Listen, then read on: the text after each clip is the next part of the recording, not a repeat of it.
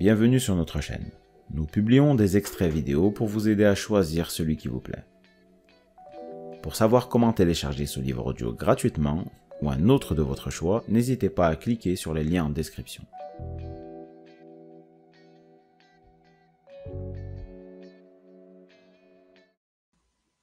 Réellement changer l'issue du conflit et que mourir aujourd'hui est encore plus utile que mourir la veille.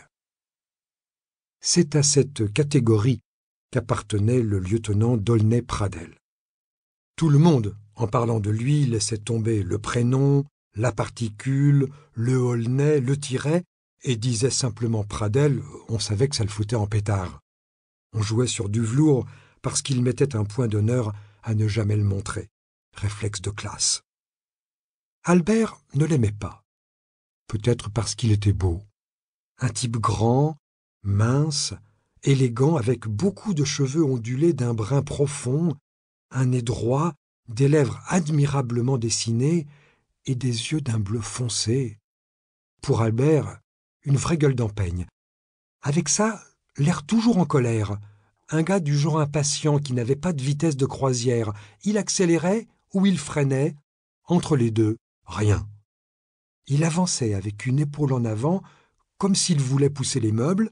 Il arrivait sur vous à toute vitesse et il s'asseyait, brusquement. C'était son rythme ordinaire. C'était même curieux, ce mélange. Avec son allure aristocratique, il semblait à la fois terriblement civilisé et foncièrement brutal. Un peu à l'image de cette guerre. C'est peut-être pour cela qu'il s'y trouvait aussi bien. Avec ça, une de ses carrures, l'aviron sans doute, le tennis. Ce qu'Albert n'aimait pas non plus, c'étaient ses poils. Des poils noirs, partout, jusque sur les phalanges, avec des touffes qui sortaient du col juste au-dessous de la pomme d'Adam. En temps de paix, il devait sûrement se raser plusieurs fois par jour pour ne pas avoir l'air louche. Il y avait certainement des femmes à qui ça faisait de l'effet, tous ces poils, ce côté mâle, farouche, viril, vaguement espagnol. Rien que Cécile, enfin, même sans parler de Cécile, Albert ne pouvait pas le blairer, le lieutenant Pradel. Et, surtout, il s'en méfiait. Parce qu'il aimait charger, monter à l'assaut, attaquer, conquérir, lui plaisait vraiment. Depuis quelque temps, justement, il était moins fringant qu'à l'accoutumée.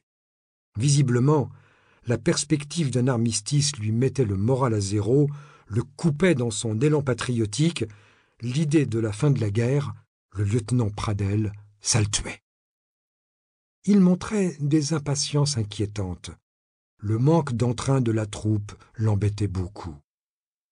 Quand il arpentait les boyaux et s'adressait aux hommes, il avait beau mettre dans ses propos tout l'enthousiasme dont il était capable, évoquer l'écrasement de l'ennemi auquel une dernière giclée donnerait le coup de grâce, il n'obtenait guère que des bougonnements assez flous, les types opinaient prudemment du bonnet en piquant du nez sur leur godillot. Ce n'était pas seulement la crainte de mourir, c'était l'idée de mourir maintenant. Mourir le dernier, se disait Albert, c'est comme mourir le premier, rien de plus con. Or, c'est exactement ce qui allait se passer. Alors que jusqu'ici, dans l'attente de l'armistice, on vivait des jours assez tranquilles, brusquement, tout s'était emballé. Un ordre était tombé d'en haut, exigeant qu'on aille surveiller de plus près ce que faisaient les Boches.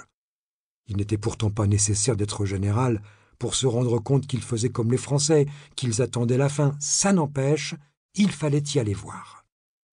À partir de là, plus personne ne parvint à reconstituer exactement l'enchaînement des événements. Pour remplir cette mission de reconnaissance, le lieutenant Pradel choisit Louis Thérieux et Gaston Grisonnier.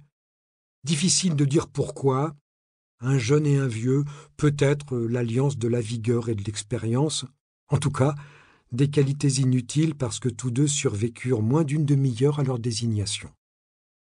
Normalement, il n'avait pas à s'avancer très loin.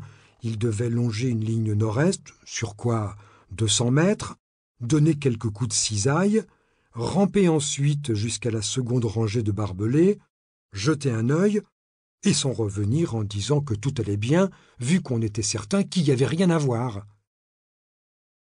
Les 2 soldats n'étaient d'ailleurs pas inquiets d'approcher ainsi de l'ennemi. Vu le statu quo des derniers jours, même s'ils les apercevaient, les Boches les laisseraient regarder sans retourner, ce serait comme une sorte de distraction. Sauf qu'au moment où... Si ce livre vous a plu, vous pouvez alors le télécharger gratuitement. Pour savoir comment faire, cliquez sur le lien en description de la vidéo. N'hésitez pas à commenter pour nous informer des extraits de livres audio que vous aimeriez écouter.